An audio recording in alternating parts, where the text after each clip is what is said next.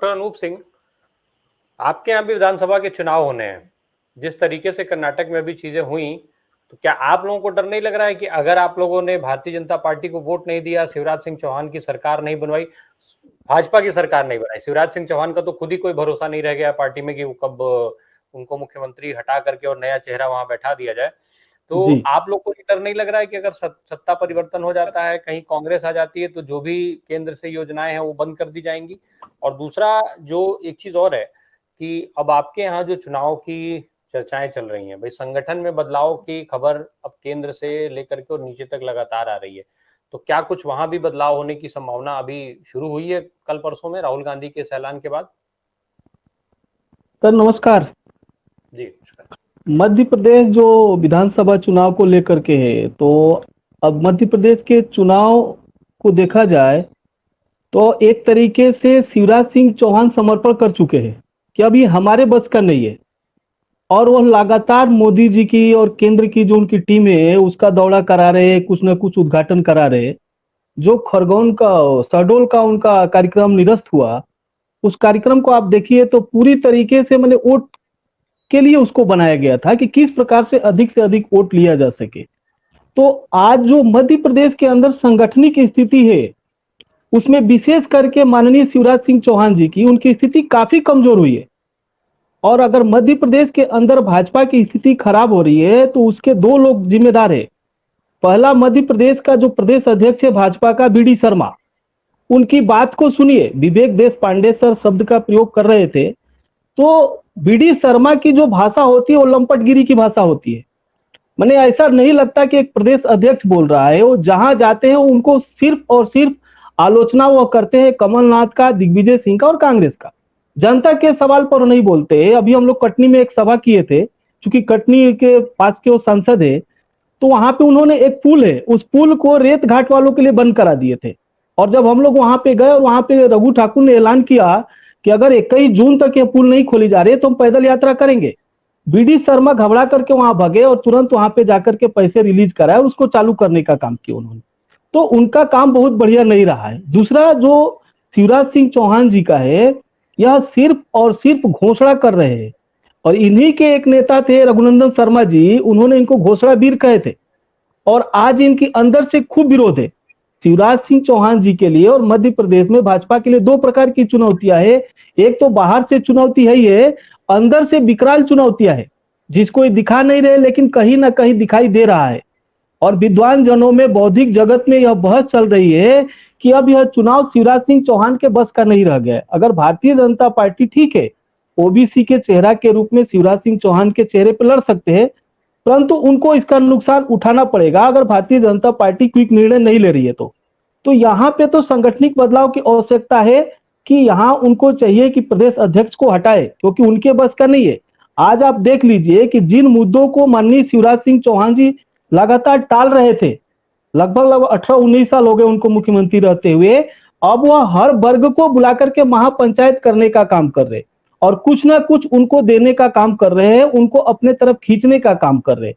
जबकि यह योजनाएं आज की नहीं है, यह उनकी घोषणाएं पहले कार्यकाल की है, जिसको आज तक वो लपेट पूरा नहीं किए, उसको टालते गए। उनको ये हो गया था कि नहीं, अब तो हमको कोई सत्ता से बाहर नहीं कर सकता। परंतु आज उनके मध्य प्रदेश के अंदर उनके लिए बहुत बड़ी चुनौती है, और यह चुनौती अब शिवराज सिंह चौहान नहीं रोक सकते हैं। इसलिए उन्होंने बार बार आदरणीय प्रधानमंत्री नरेंद्र मोदी जी को यहाँ पे बुलाने का काम कर रहे हैं। और सांगठनिक बदलाव जो होगा इसमें, यह देखिए कि हमें नहीं लग रहा है कि मध्य प्रदेश में कोई सांगठनिक बदलाव दिखाई देगा। कारण है कि चुनाव काफी नजदीक आ गया है, और जो उनका केंद्र में बदलाव हो रहा है वह 2024 को चुनाव को लेकर के और कुछ राज्यों के चुनाव को लेकर के ध्यान में रखेंगे। तो बेशक कहे कि उपयुक्तता के लिए, कुछ बढ़िया लोगों को लाने के लिए हम बदलाव कर रहे हैं, बल्कि यह बदलाव उनके उपयुक्तता और अच्छे लोगों को लाने के लिए नहीं है। उनका यह जो बदलाव होगा वह जातिगत आधार पर तय करने के लिए होगा कि किस जाति के लोगों को मंत्री बनाया जाए, किस जाति के लोगों को संगठन में लाया जाए, और उनका चारों राज्यों में किस जाति का जनाधार ज्यादा है, उस आधार पर वो लाने का काम करेंगे। उस आधार पर उन लोगों को उसमें अपने संगठन में शामिल करेंगे। मध्य प्रदेश की जो स्थिति है, आज मध्य प्रदेश के अंदर भाजपा की स्थिति शिवराज सिंह चौहान, उनके बी डी शर्मा के कारण खूब कमजोर हुई है।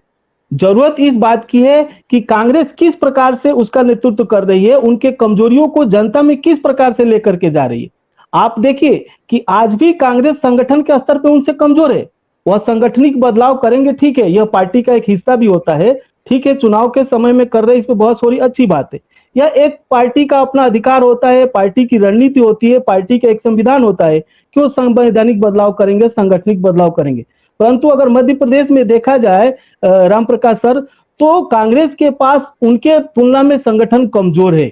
आज भी आप मध्य प्रदेश को उठा करके देखिए तो यहाँ एक लीडर है जो 24 आवर काम करने का काम कर रहे हैं, कमलनाथ जी, और उन्हीं के ऊपर मध्य प्रदेश की जनता विश्वास कर रही है। बाकी लोगों पे विश्वास नहीं कर रही है मध्य प्रदेश के अंदर, क्योंकि दिग्विजय सिंह आज इस हालात में नहीं है कि बहुत बड़ी सभा कर ले। आज आप वो देखिए कि लोगों से जाकर के बैठक कर रहे, सभा नहीं कर पा रहे। बाकी उनके जो नेता है राहुल सिंह भी, वह भी अपने क्षेत्र से बहुत बाहर नहीं निकल पा रहे। सज्जन सिंह वर्मा वो भी अपने क्षेत्र से बाहर नहीं निकल पा रहे। अरुण यादव की भी स्थिति कोई खास अच्छी नहीं है। तो एक लीडर है कमलनाथ जी, जिनके बल पे कांग्रेस यहाँ पे काम कर रही है और लोग उनके प्रति विश्वास जता रहे। परंतु कांग्रेस को यह चाहिए कि उनकी जो योजनाएं हैं, उन्होंने जो झूठ बोले हैं, जो लोगों को ठगने का काम किए, उसको किस प्रकार से जनता में लेकर के जाया जाए। क्योंकि मैं यह बता दूं कि कांग्रेस ने भी जो अपने 15 महीने के कार्यकाल में घोषणा पत्र बनाई थी, उस घोषणा पत्र में उन्होंने 2 बातें लिखी थी, आज उसका इफेक्ट है। अगर कांग्रेस उस समय व्यापम का चेक करा दी होती, व्यापम की जांच करा दी होती, तो आज कांग्रेस और स्थिति में मजबूत होती। और उनके घोषणा पत्र में था कि यह व्यापम जो है एशिया का सबसे बड़ा घोटाला है। लेकिन वो सरकार बनते ही व्यापम को क्लीन चिट देने का काम ये शिवराज सिंह चौहान और दिग्विजय सिंह ने करने का काम किए। दूसरा, रतलाम में किसान, अब तो ऐसे और कई घोटालों के जिक्र होने शुरू हो गए हैं।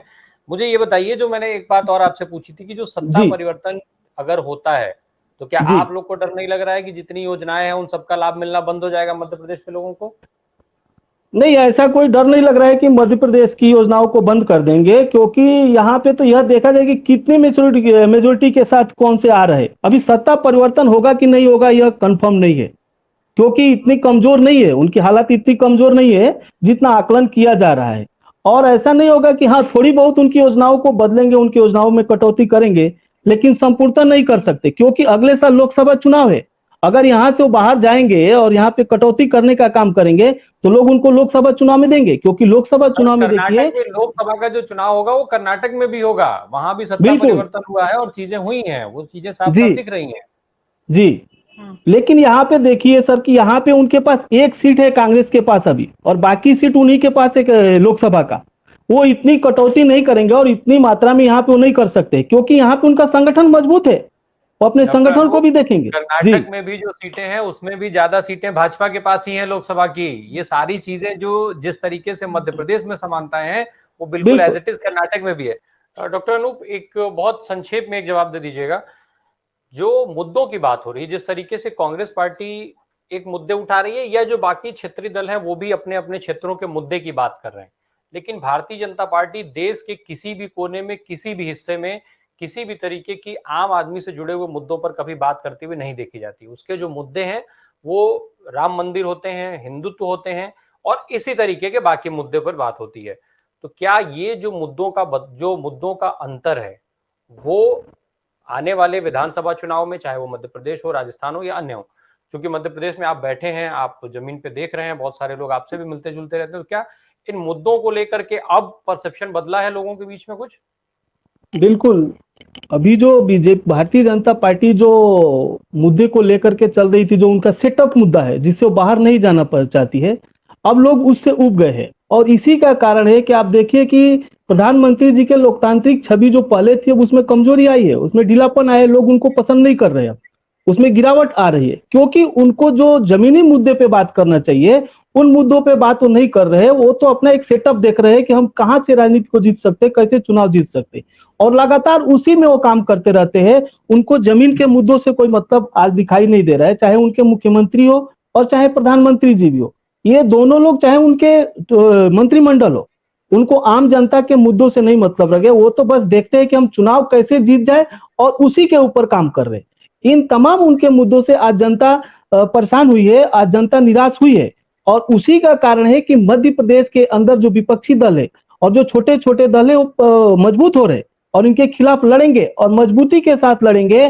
क्योंकि जो शिवराज सिंह चौहान जो मुद्दे लेकर के आए थे, जो भारतीय जनता पार्टी मुद्दा और सपना लोगों को दिखाई थी, उसको पूरा नहीं किए, बल्कि वो सिर्फ और सिर्फ अपने संगठन, हिंदुत्व, राम मंदिर और जो इस प्रकार के उनके मुद्दे पहले से लगे हुए हैं, उनके आधार पर जो चुनाव लड़ने का काम कर रही है। हमें लग रहा है कि आने वाले मध्य प्रदेश के चुनाव में और बाकी राज्यों के चुनाव में अब जनता जागरूक हो गई है और जनता अपने मूल समस्याओं पे चुनाव में जाने की प्रयास कर रही है। जरूरत इस बात की मैं पहले भी बोला और अभी भी बोल रहा हूं कि विपक्ष और तमाम छोटी छोटी पार्टियां उसको किस प्रकार से जनता के बीच में लेकर के जाने का प्रयास करिए, किस प्रकार से लेकर के जाएगी, क्योंकि जो बीजेपी है वो इनसे ज्यादा मजबूती से जनता के बीच में जाने का प्रयास करती है। अभी पेज पन्ना प्रमुख की बात चल रही थी, मध्य प्रदेश में तो पन्ना के पृष्ठ की बात चलने लगी है। अब पेज को बदल करके जो पीछे के पेज है उसके प्रमुख को बना दिया गया है मध्य प्रदेश में। तो हम विपक्ष के और छोटे छोटे जो राजनीतिक दल है उनको चाहिए कि जनता के सवाल पे किस प्रकार से जनता के बीच में जाए ताकि वो बीजेपी को मात दे सके। यह अवश्य ये जरूरी हो गया है कि आज बीजेपी अपने मुद्दों से दूर हो चुकी है और जनता बीजेपी से दूर जाने की प्रयास लगातार कर रही है।